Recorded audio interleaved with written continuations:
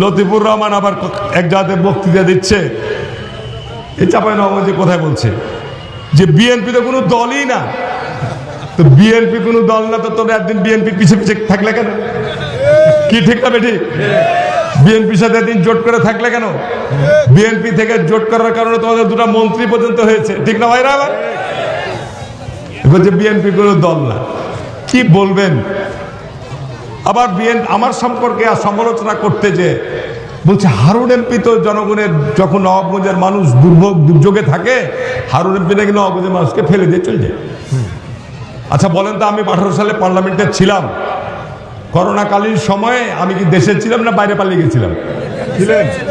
পার্লামেন্টে আমার ভাষণ শুনেন না আপনারা? মুখে মাস্ক লাগিয়ে, মাথায় টুপি লাগিয়ে, হাতে গ্লোভস লাগিয়ে।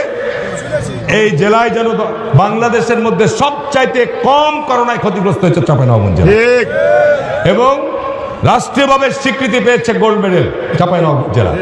This is a idea for Harun MP.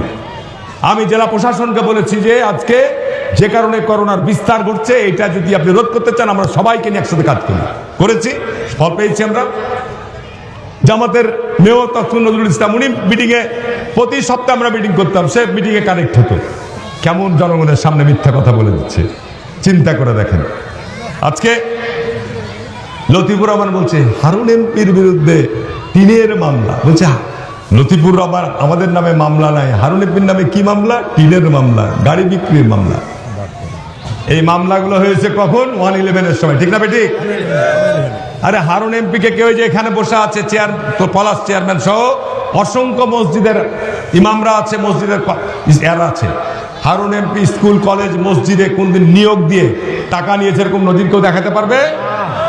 Harun MP school গোরস্থান কলেজে গম বরাদ্দ দিয়েছে, তার বিনিময়ে টাকা নিয়েছে, এরকম দৃষ্টান্ত আছে? আর হারুন এমপিকে টিন চুরির কথা বলেন। আমার সঙ্গে ভাই 111-এর সময় দেলোয়ার হোসেন সাইদিও জেলখানায় ছিল।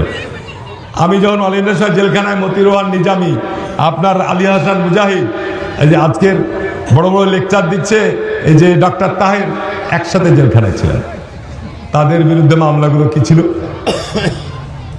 তাদের বিরুদ্ধে মামলা তো ছিল সরকারি অর্থ আত্মসাতের, নারী ধর্ষণের, জাকাতের টাকা তসরুপাতের, বিভিন্ন রকম চাঁদাবাজির মামলা জেলখানায় ছিল। তাহলে কি উনাদের মামলাগুলো সত্য? লতিফ সাহেব উত্তর দিবেন। হারুনের মামলার কথা বলছেন, আপনাদের নেতারাও কিন্তু 111-এর সময় আমার চাইতে গুরুতর বড় বড় অপরাধের মামলা তাদের নামে ছিল।